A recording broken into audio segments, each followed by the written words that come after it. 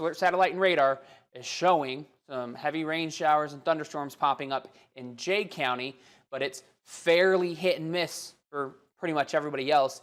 And that's kind of going to be the case through the rest of the weekend.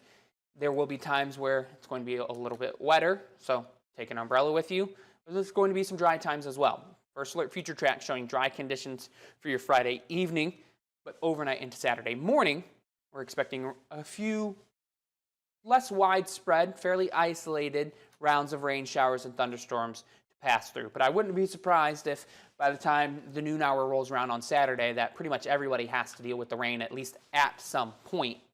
And then expecting some drier conditions on Saturday afternoon before a few more showers roll in overnight into Sunday. Sunday right now could feature a hit and miss rain shower, but that chance actually does look a little bit lower than what it was looking earlier today or even yesterday. So that's an updated look at your Sunday, expecting drier conditions.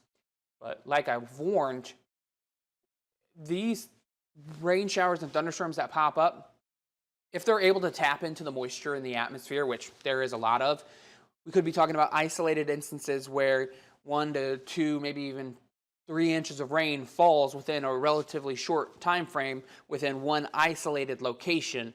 But widespread rain looks to range anywhere between about a half an inch to maybe 3/4 of an inch by the time Sunday night rolls around. Temperatures, now, that's the second part of this story, the heat and the humidity. It's going to stay warm through the weekend. We might not get to 90 degrees on Saturday or Sunday, but it's going to be darn close.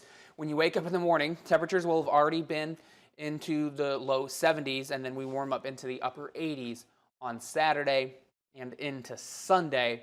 And then that heat dome that was on top of us, that's now shifted off to the southwest, well, it's going to start to expand a little bit further northward as we start next week. So we're talking high temperatures on Monday and Tuesday, potentially getting to the low 90s.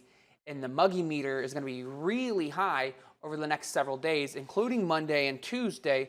So that means the feels like temperatures for those days will hover around 100 degrees, either above 100 degrees or slightly below 100 degrees. And we're watching Monday and Tuesday as 2 potential first alert weather days. We're waiting for the afternoon weather data to come in to make sure that the trend continues to show that we're expecting those heat indices to be at, if not slightly above 100 degrees, which that's starting to reach the danger zone. We haven't issued that first alert weather day quite yet, just because we haven't seen enough consensus in that actually happening. But of course, we're going to update you on air and online once we have a determination about just how hot we think it's going to get. Now, if you saw my social media post a little bit earlier, I told you that, hey, even though the heat is, about over for on average for this time of year, there's still some hot days left. So that's what I'm showing you here. There's still some hot days left this summer, but there is some good news. If you're somebody who does not like the heat, the temperature outlook for the start of August looks to be cooler than average.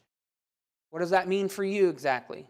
Well, I'm not going to give it all away because First Alert meteorologist Michael Morinelli, he's going to talk more about this cooler than average trend that's coming to start the month of August, coming up on the news at 4 p.m. And then Chief Meteorologist Matt Leach will have the latest First Alert weather forecast on the news at 5.